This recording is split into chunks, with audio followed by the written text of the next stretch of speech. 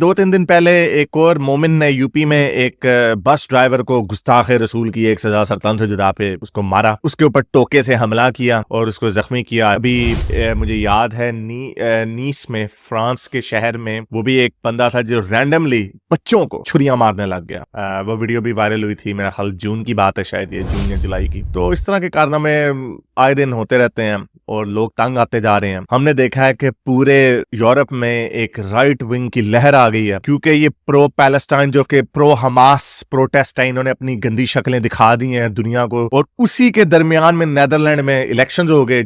Ireland की राजधानी Dublin धधक रही है। डबलिन शहर में दंगा भड़क गया है। हिंसक प्रदर्शनकारियों ने शहर के कई इलाकों में आग लगा दी। हमलावर अल्जीरियाई मूल का आयरिश नागरिक है। इस हमले के बाद आयरलैंड के मूल निवासियों ने अवैध शरणार्थियों के खिलाफ प्रदर्शन शुरू कर दिया। ये दंगे, आगजनी, हिंसा उस देश में हो रही है जिसे दुनिया के सबसे खुशहाल देशों में गिना जाता है। आयरलैंड हो, फ्रांस हो, अलग अलग जगहों पे जिस तरह से ये कौम उग्रवाद मचा रही, जिस तरह से हम देख रहे हैं, कभी कुछ आपको भी याद होगा चंद हफ्ते पहले कैसे फ्रांस में भयानक किस्म की आगजनी, फ्रांस में भयानक किस्म का जो उपद्रव, प्रदर्शन, सब कुछ है वो हंगामा मचाते हुए हमने देखा था इस कम्युनिटी की तरफ से।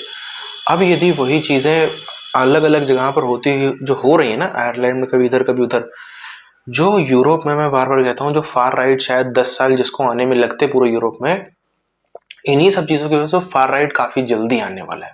शायद 3-4-5 सालों में, 5 सालों में बहुत, वो 10 साल वाली चीज अगर हो जाए ना, वो उस लेवल का फार राइट आ जाए, तो ये कौम झेल नहीं पाएगी।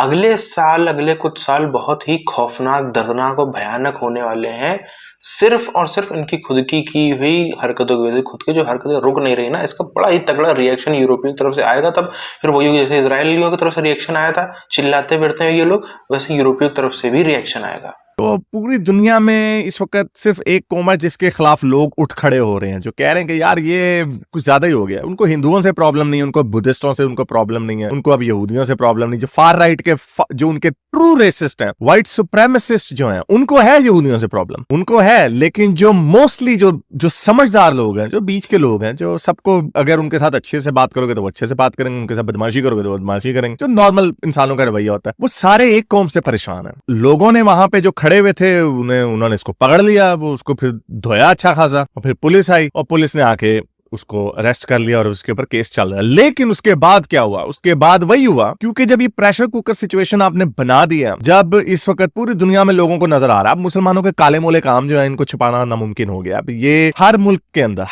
अंदर एक कौम को लेके डिबेट चल रही है, वो ये कि ये मुसलमानों के गंदे काले कारनामे, और ऊपर से जो हमास ने किया उसको भी प्रमोट करते हैं, उसको भी सपोर्ट करते हैं। तो उन्होंने दुनिया को इनका जो मकरू चेहरा है वो नजर आ रहा है। और मुसलमानों का जब भी चेहरा देखा जाता है तो उनका चेहरा यही देखा जाता है, शरीयत है जी, इस्लामोफोबिया, हम पे क्रिटिसाइज कर दिया, रेसिज्म हो गया, इनकी गंदी शक्ल इनको दिखाओ। तो बजाय इसके कि उसको करेक्ट करें, रोना धोना कर देते हैं। और ऊपर से माइग्रेशन, जो इनके माइग्रेंट्स हैं, ओ यार, इंडिया पाकिस्तान के लोग, पर इंडिया के पंजाबी, हमारे पंजाबी, यहाँ की साइड के जो पंजाबी है वहां पे जाके गंदे काम करते हैं, उधर की साइड के जो पंजाबी है वो कुछ भी नहीं करते। क्या वजह? एक ही कॉमन डिनोमिनेटर है, वो है आपका मजहब। उसी मजहब के अंदर चाहे वो अल्जेरियन मुसलमान हो, चाहे मोरक्को का मुसलमान हो, चाहे दागिस्तान का मुसलमान हो, चाहे अपना पाकिस्तान का मुसलमान हो, सारे वहां पे जाके छुनियां चला देते हैं। सारी यूएन की डेजिग्नेटेड टेररिस्ट ऑर्गेनाइजेशन है, देखो सारी की सारी मुसलमान है। तो अपने अंदर ये लोग देखते नहीं है, और जब इनको कुछ बताया जाता है कि तुम्हारे अंदर ये खामियां, तो ये उल्टा रोना धोना शुरू कर देते हैं। तो मेरा ख्याल से गिर्थ विल्डर आया, अभी और राइट विंग के लोग आएंगे, ट्रंप भी मुझे लगता है, although I don't want this, मैं एक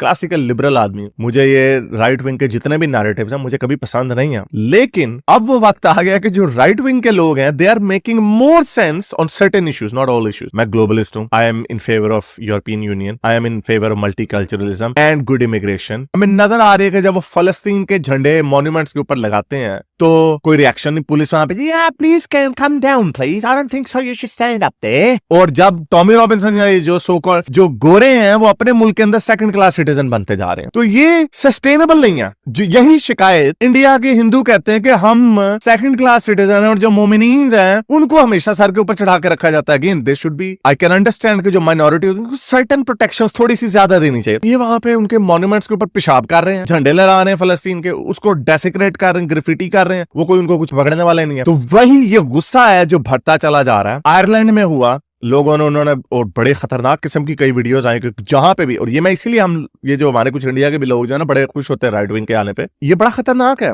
ये हम सबके लिए खतरनाक है। वो टेलीग्राम में एक चैट आई जिसमें वो कहता है कि जो भी फॉरेनर तुम्हें नजर आए उसको फुड़का दो, यानी वो आपस में उनके शेयर हो रहे थे, कोई 35 बंदे उन्होंने अरेस्ट किए हैं। तो ये जो राइट विंग को जो शय मिल रही है, ये जो राइट विंग आ रहा है, फार राइट की मैं बात कर रहा हूँ, Tommy Robinson is not far right, ये जो लेबल्स बनाए हुए हर एक को जो मुंह उठाया जो तुमसे एग्री नहीं करता उसको फार राइट का बिगड़ बना देते हैं, पूरे वेस्ट की धजियां उड़ा दी हैं। और इंडिया में भी I can understand the anger of the conservative side. Again मेरी जो पॉलिटिकल व्यूज हैं वो सारे सेंटर ऑफ द लेफ्ट के हैं, I am a classical liberal, I am not for किसी एक ट्राइब के लिए, मेरे वो वर्ल्ड व्यू सारे वही हैं। बट अनफॉर्चुनेटली जो हमारे लेफ्ट के लोग हैं वो पागल हो चुके हैं, ये वो लेफ्ट नहीं है जो क्लासिकल लेफ्ट है। तो इसका नतीजा मुसलमानों को बड़ा, मुझे लग रहा है कि इनकी बड़ी फैंटी पड़नी है इनको। मुझे लग रहा है कि यहाँ पे आने वाले जो दिन है वो बड़े इंटरेस्टिंग होने।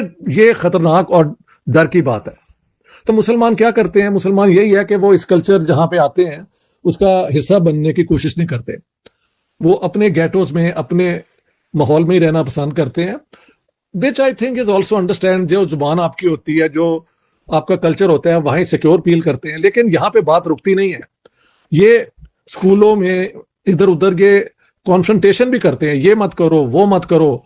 तो मसलन स्वीडन में एक केस हुआ कि एक लड़की जो थी यूनिवर्सिटी लेवल उसे कहते हैं पढ़ती थी, तो वो पूरा निकाब लेके आती थी। तो टीचर ने कहा I don't even know who this person is. ये Islamophobia is fed by provocative actions within the Muslim community. होता क्या है कि जो लोग ये कर रहे होते हैं वो 2 से लेके 3, 4, 5% से ज्यादा नहीं होते। मोस्ट पीपल उन्होंने दुकानें खोली होती हैं, नौकरी पे जाते हैं, अपने बच्चों के साथ टाइम गुजारते हैं, तो not the whole Muslim community is not involve. लेकिन ये जो 2-3% हैं वो वेल कनेक्टेड और मस्जिदों पे उनके कंट्रोल, कल्चरल सेंटर्स पे उनकी प्रेजेंस होती है। अगर आप प्रोवोकेटिव एक्शन रखेंगे तो फिर वहां पे जो है ना कि ये कौन बाहर से आ गए हैं, अभी हमारी मतलब स्विमिंग पूल्स में इन्होंने करवा दिया है कि जी लड़के लड़कियां जो हैं या औरतें और मर्द एक ही स्विमिंग पूल में नहीं होंगे, हमें अलग वो शामें कुछ जगह पे ये हो गया है। जब ये हो गया तो फिर उसका शोर मीडिया में पड़ना शुरू हो गया कि ये क्या दकियानूसी ट्रेंड हमारे सोसाइटीज में ला रहे हैं। So you see Islamophobia is not simply what racist people do but also what we provide the grounds for racism to grow. दुनिया में मुसलमान इतने, और सारी जंगें जो हुई हैं मिडिल ईस्ट की, वहां से भागे हुए लोग आए हैं। हाँ जी, ये कुर्दिस्तान और ये सारा कुर्द बहुत यहाँ पे हैं। लिबिया में तबाही हुई, वहां से लोग आ गए हैं। नॉर्थ अफ्रीका से लोग आ गए हैं। जहां जहां वेस्टर्न पावर्स ने डिस्टेबलाइज किया है, यानी इराक को डिस्टेबलाइज किया, वहां से लोग आ गए। इजराइल ने जाके वो हमला किया। आयरलैंड से भी इसी प्रकार की तस्वीरें आने लगी हैं, जैसी कभी हमने फ्रांस के अंदर देखी। फ्रांस के अंदर हमने देखा किस तरीके से भीड़, एक ही वर्ग की भीड़, वही एक ही वर्ग विशेष की भीड़ जो है उसमें तबाहियों बर्बादी मचाई। फ्रांस के अंदर एक से ऐतिहासिक लाइब्रेरीज जला डाली। पता नहीं क्यों लाइब्रेरीज जलाने का मतलब ही इनके लिए है कि सामने वाली कौम का जहाँ पे इतिहास रखा हो उस इतिहास को मिटा डालो। खैर, फ्रांस में ऐसी हमने तस्वीरें देखी, ऐसी तस्वीरें हमने यूके में देखी, ऐसी तस्वीरें हम भारत में तो देखते ही रहते हैं। भारत में तो कहीं से भी कोई नई बात नहीं, भारत में तो अक्सर ही चलता रहता है। और भी दुनिया के कई सारे कोने हैं जहां पर ये चीज चलती रहती है, जहां पर भी आबादी बढ़ जाती है वहां ऐसा कुछ दिखता ही है। वो आग अब यूरोप में फैल रही। यूरोप में मैं आपसे आजकल इतने सारे वीडियोज भी शेयर करते हुए बार बार कह रहा हूं कि यूरोप में फार राइट जो शायद 10 साल लगते हैं जिसको ढंग से पूरे यूरोप में आने में, जिस फार राइट को, ये सब चीजें कर करके ये कौम खुद ही उसको जल्दी बुला रही है। अब शायद वो अगले 3, 4, 5 सालों में ही बहुत ही उग्रवादी, जितना 10 सालों में आने वाला था शायद वो 3, 4, 5 सालों में आ जाए। क्यों? क्योंकि इनकी तरफ से भी वो चीजें बढ़ रही है ना। अब देखो, इजराइल के हमले तभी बढ़ते हैं जब हमास कुछ उंगली करे। पिछले कम से कम 5 सालों में आप उठा करके देखेंगे, आपको एक भी इंसिडेंट शायद ऐसा ना मिले जिसमें इजराइल ने पहले अटैक किया हो। सब में पहले हमास का ही कुछ खुरपेची करी हुई आपको मिलेगी। पहले कुछ खुरपेची हमास ने करी, फिर इजराइल का जवाब आया। इसी तरीके से आप उत्तर प्रदेश में देख लीजिए। उत्तर प्रदेश में बातें होती है ना कि भाई इसका घर गिरवा दिया, इसको ये कर दिया, इसको जेल में डाल दिया, इसको मिट्टी में मिला देंगे, ये वो। कब होता है ये सब? जब पहले वहां से कोई वहां से कुछ आए, पहले वहां से कुछ जो है वो खुरपेची करे, पहले वहां से कुछ जो है वो मामला खराब किया जाए, उसके बाद ही फिर रिएक्शन आता है। यही सब चीजें हैं। अब ये जो यूरोप भर में हो रहे हैं ना, कभी आयरलैंड में, कभी इधर, कभी उधर, कभी कहीं कहीं, इन सब चीजों को जैसे रिएक्शन आएगा ना, जो अभी लोग चुपचाप बैठे हैं, जो कल को विक्टिम कार्ड खेलेंगे कि नहीं जी हमारा क्या है, हम तो अच्छे लोग हैं, हम तो अच्छे वाले हैं, हमको तो मत इसमें घसीटो, तो गेहूं के साथ घुन भी पिसेगा, और इस तरह से पिसेगा कि सच में फिर जैसा यूरोप का इतिहास रहा है ना, जो बार बार मेरा मेजर गौरव आर्य साहब कहते रहते हैं, यूरोप में जिस तरीके से तबाही मचाई है पुरानी सदियों में, वो चीजें होने लगेंगी ना, झेल नहीं पाएगी कौम।